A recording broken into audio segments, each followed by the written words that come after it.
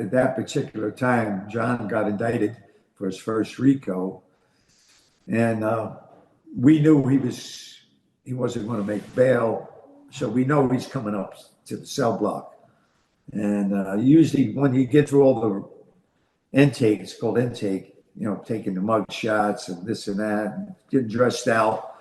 I figured he's going to hit the floor about 8:30. So just so happens the cellie I was in with, it was a famous prisoner, Joseph Doherty. In Ireland, they call it Doherty. They actually have a street named after him in New York. He's the famous IRA prisoner that escaped out of the Maze prison. He was my cellie at the time, and he get in an argument with a couple guards, so he goes to the hole. So I got a bunk, and in New York, John's guys were on the floor with me, the Gambino guys, and they came to me and he says, listen, John's going to go in with you. And I says, why me? I says, you are his crew. I'll move somebody else in. You should. And they said, no, we don't want to live with John. I said, well, you want me to live with him? So, and they said he could be a rough character. So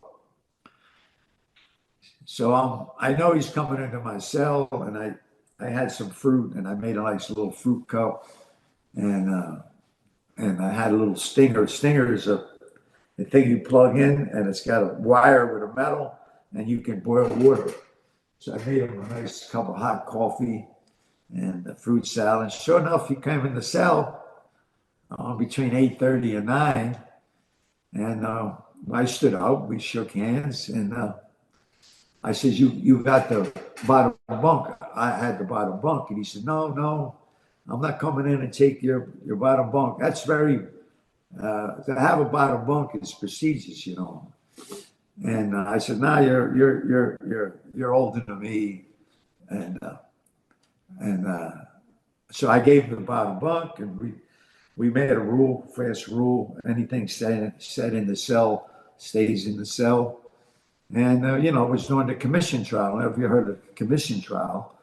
It was the biggest mob trial ever in the history of America. We had on the same tier was 16 cells, and it was all the bosses and all the underbosses, and of course me and John. And we lived that way for over 2 years. And then he wind up, they had the jury fixed, and he walks out on that RICO case. He was something else. I remember the jury had been out, and it was Friday the 13th. Now, Friday the 13th in America is, of course, on a lucky day.